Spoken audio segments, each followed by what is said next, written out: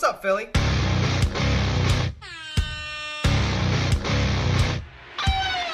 Now it ricochets to Umberger, who passes a lot, and then from Reed, he scores! Nifty little pass play. And he got it back to Medvedev. Across ice, Delzato. Delzato back to Medvedev. He'll take the shot. Stay Bishop, rebound, Umberger, and then they score! It's Braden Shen who dug it out of there, and he beats Bishop. Now, Andy Robb, Ken Prell, the Philly Hockey Guys. Yeah! An angry start to this one. I guess. I mean, it was... That was the opener. It's all right. I'm grateful. We're doing our very first ever post-game show. It's going to be a little bit shorter than previous podcasts. I'm Andy Robb. Ken Prell. And, so we're coming off our the first game of the season. The good news is we're in second place. Yes. The bad news is we lost in overtime. A recurring theme from last year carrying already over to this year.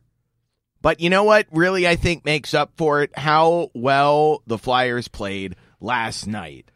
Yeah, we actually got a full game from the Flyers, which was great to see. Absolutely. Let's talk about it. End up losing 3-2 in overtime. 3-on-3. We'll get to that in a second. Yes. But, wow.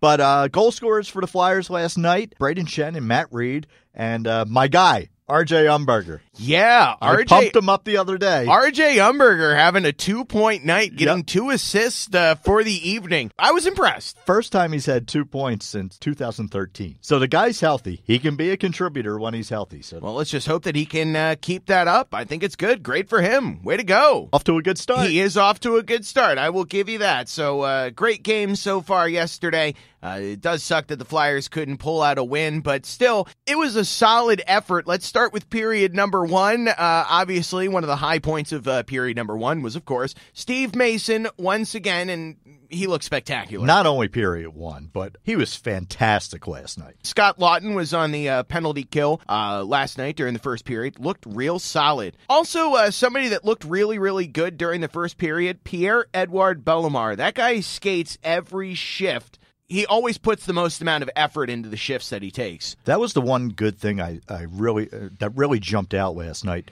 that Hackstall was able to rotate 4 different lines, and there was the same intensity from each line every time they hit the ice. No player in particular looked flat at all, either on defense or offense. Luke Shen was making some real solid and also sound defensive plays last night during the first period. Actually saved a goal. Yeah, in addition to Mark Streit. Mark Streit was also making some great plays within the first period. Flyers got 13 shots off in the first period. A little bit later on in the first period, Claude Giroux took a hook and he was issued a penalty shot. Ugh. What? It was a great that he got the penalty shot, had a sick move. It was a great attempt, but Bishop just wasn't biting. He had him. It was just he poke-checked it away. Just out of the reach. But it was good G timing. had him beat. Yeah. It was good timing on Bishop's part. Oh, yeah, I absolutely. give him credit for that. Bishop's a great goalie. So that's pretty much wrapping up the first period of the game. Overall, I would give the Flyers in the first period of the first game of the regular season against Tampa an A-. Yeah, I would go B+, but yeah, right in that same range. Moving on. Second period. All right, let's like get that? I do. That was pretty good. That Yeah. was pretty good. All right, what do your notes say about the second period? Well, period 2 got off to kind of a start. A little bit shaky. Yeah, Tampa scored, but then Yes. the Flyers got on the board. Yes, they did. And the first goal of the season, we were both wrong about it, but I'm damn glad that he scored the first goal of the Flyers season. Matt Reed. That's right. Looking good out there last Looking night. great. Very solid. Obviously, the ankles are both healed. Great goal. Solid effort by the Flyers on that goal. And then the Flyers wound up going on the Pico power play. And then taking their first lead of the season less than 2 minutes after the Reed goal. That's right. 8 minutes and 34 seconds left in the second period. Strawman was called for a trip on Jake Voracek. And then the second assist came from R.J. Umberger. And what a great pass. Yeah, and then putting it in the goal was Braden Shen. That's right. Shocker. And the Flyers jumped up 2-1. And it became 2-1 for the Flyers. Which is interesting, though, because by the end of the period, the Flyers were outshot 13-3 by Tampa. See, sometimes that happens in a game where a goaltender doesn't see a lot of shots, so they're a little rusty, a little caught off guard, and I think that's what the Flyers did to Bishop in the second. Yeah, and then Nick Schultz took another penalty, and then that led to Ryan Callahan getting another goal with 1:39 left in the period. Then it became 2-2, Flyers and Lightning. Then another penalty was called, and the Flyers went on the power play. Kind of ineffective, but then the second period ended. I hate those power plays that come at the end of a period and then carry over into the third. It's so hard to get any kind of rhythm going when that happens, and that's basically what happened to the Flyers with that power play. And so overall, for the Flyers in period number 2, I would drop them to about a B or to a B minus for period number 2. Yeah, see, I would go B plus again. I mean, yeah, Tampa took it to them a little bit, but they kept up with them, and they did score the 2 goals. They maintained a good pace. Would have liked to see more shots on goal, but like we just said, 2 of those shots in the second period wound up becoming goals. Moving on. Third period. I really like that. I know, so do I. We're just making sound effects up on the fly. This is great. That's fine. All right, third period. Go ahead. What do you got? Third period, well, obviously they start off on the power play, very disjointed. Yes, kind of a bit of a sluggish start again to their third period, kind of like with the second period. But both teams in that third period really locked down, played good defensive hockey.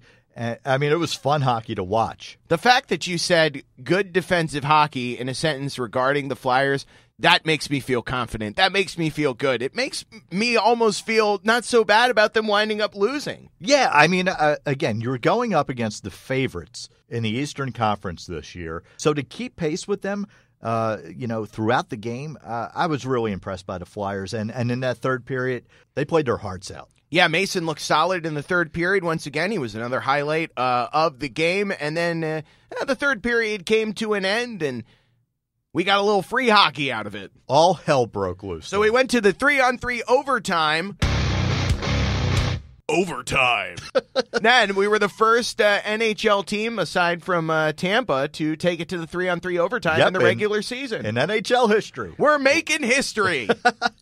Boy, was that fun. Yes. Oh, my God, was that awesome. So much open ice. I mean, just up and down, chance after chance. And Flyers even got a break in the overtime. Scott Laughton was issued a penalty shot. 2 in one game, and of course the Flyers were the Flyers. It's remarkable. Yeah. I didn't expect to see 2 penalty shots in one game, both awarded to the same team, but it's the regular season. Anything can happen. Yeah, and so Laughton tried to go 5-hole on Bishop, and just wasn't happening. So we played on. And, of course, we all know how the story ends. The Flyers wound up losing 3-2 in overtime. Overall, solid effort by the Flyers. A win would have been much more appreciated, but you know what? Seeing what they put out there, the effort that they put out there, the product, the quality of their play, I ain't even mad. No, it was a great game. Yeah. Overall, I'd grade him at a B. It's exciting. This game. It's an exciting tempo, an exciting precedent to set for the beginning of this season, and hopefully it's going to stay like this throughout the season. I mean, if they play with that intensity and you have a goaltender like Steve Mason who ended up making 29 saves in this game, I think the Flyers are going to be in really good shape. And you know what? Who knows? Maybe we are watching a playoff team. What really stood out to me was the reaction of Giroux after the game. He was not happy. Oh, he was, yeah. He was fired up. Yep, slammed his stick down. He calmed down, though, a little bit for the post-game interviews, and here's what G had to say about the game. We're not happy about the result, but I think we played the way we wanted to, and I think as the game went on, I think we got better, and we kind of got more comfortable in how we want to play and how do we want to look as a team, and I didn't feel that we had a stretch during the game that we were played poorly. I think we were pretty consistent. That's a good sign. I agree. Yep, absolutely. I Everything agree. you said was how they played this game, and that was good. It was consistent. Absolutely. And that's something we haven't seen out of the Flyers over the past couple of years. Yep, absolutely. Now let's hear from one of the superstars of the game last night. He played so great, kept the team in it, the one, the only, Steve Mason. A great effort overall. You know, we we probably could have come away with 2 points, no problem here. But if the guys come out with an effort like that, then yeah, absolutely, the guys can look at themselves in the mirror and be happy with the overall effort there. Again, I agree. It's a shame he gets the loss in this one. Yeah.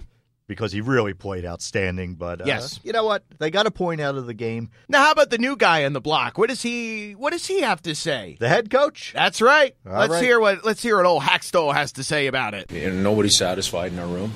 We had an opportunity to get more. So I don't think our group doesn't think that way in terms of being satisfied. But it's early, and I think. One of the biggest things for us is to make sure we know the positives, we know what we did right, learn from a couple of the things that didn't go right. But in terms of having a foundation, that's a good foundation. Now we got to go back to work tomorrow. That's what we said. Go back to work tomorrow. Solid answers from a solid coach. He put out a great outing yesterday, and I'm impressed by what he did. As a side note, I'm kind of a bit concerned for one reason and one reason only. What's that? The Philly Hockey Guys podcast, Dave Hackstall drinking game. If people actually are playing that, you're going to be in some trouble. That was like 20 seconds. I caught 8 you-knows from Dave Hackstall. Yeah, Speaking of which, be obliterated by now. Speaking of which, if you don't know the rules for that, you watch the post-game press conferences, you take a drink of your beer or whatever you have, or your soda pop. If every time Dave Hackstall says the phrase, wow, 8 in a row. You'd still be recovering today. I'm still drunk right now. Don't forget, you can follow us on Twitter at Philly Hockey Guy. You can also check us out on Facebook and our main sounding board, hanging out on Reddit Flyers. We love that community, so we're always usually around there. And we have a contest going on right now. Yes, the contest is now official, so we've actually been getting a few submissions, and we also appreciate the value of stories. So some people are concerned. They're like, I only have like 1 or 2 jerseys. Size sometimes doesn't really matter. It's also about the story and, your love for the team that goes behind it. So take a picture of your Flyers collection, big or small. You can email it to us, phillyhockeyguys@gmail.com. Tweet it to us or just post it on Facebook as well. And if we like the picture of your Flyers collection, well, you're going to win a great prize from the show, a prize pack featuring some Flyers trading cards, some Philly Hockey Guys stickers, and of course, that 1996 starting lineup Eric Lindros figurine. You have until next week to put in your entries. And the Lindros figurine is still in its original package. Yep, and it's awesome. Yep, there were some cool. people that commented on it and said, wow, I used to have this figure when I was, like 4 or 5. And I'm like, hey, you can win another one. All right, so the good news is the Flyers are right back at it again tomorrow night. Yeah. Florida Still Panthers. in Florida. Yep. Yeah. Got the Panthers. Get to see our old buddy, Jaromir Jagr. I know you're excited about that. You're damn right I am. As a side note, in case you didn't hear the story, Yogg's plans to grow his mullet back. That's fantastic. And big credit goes to Roberto Luongo for helping getting that little campaign rolling. And by the way, you're wearing a Florida Panthers colored shirt today. All right, I just picked something out of my closet this morning and threw it on. I wish I could take a picture of this shirt. Guys, you have to see this. It's a red polo shirt with like that navy blue on it. It's not navy blue. That's black. Oh, so you got a New Jersey Devils colored shirt. You're really digging yourself a hole there, fella. That's it. I'm just going to go home and burn this shirt now. You'll never see it again. I got a lighter right here. You want to burn it right now? All right, so let's talk about the game coming up. The Florida Panthers coming off of a 91-point season, and of course, in typical Florida Panthers style, they did not make the playoffs last year. But then again, we shouldn't really talk because neither did we. And outside of Jagr, they have a young core, including great rookie player, obviously, Aaron Ekblad, Alexander Barkov, and Steve Coates' favorite last name to say. Huberto. God, I miss Coatsy so much, dude. Especially when they did the great check of the game last night. Or, like, they don't even do the quote of the game anymore, do they? But I'll tell you, Bundy last night was like a whole lot better than he was last year. He was really good last night. I agree, sure, but he's still not Coatsy. And, of course, going back to those young guns, as we all know, Ekblad finishes his rookie season, 12 goals, 27 assists, 81 points, and he won the Calder Trophy last year, so going to expect another big season out of him. He's impressive to watch. Yeah, they're a team on the rise, but I do like the Flyers going into this game. I think the Flyers come out and they just dominate this game. I think this is a big win for the Flyers. Okay. I go 5-2, and I'm not sure who the star of the game is going to be, but it's going to be somebody on that top line, either G or Jake. Not Raffle? Maybe, but I looked for the captain or Jake to really get going in this game. So, yeah, I think a big 5-2 win. That's what I'm going with. That's my prediction. I've got the Flyers going with a 3-1 win for Saturday. All right, well, let's wrap this thing up. Don't forget, keep entering that contest. We want to see your submissions, and we'll be announcing a winner very soon. So for Andy Robb, I'm Ken Prell. We are the Philly Hockey Guys. We'll see you. Show over.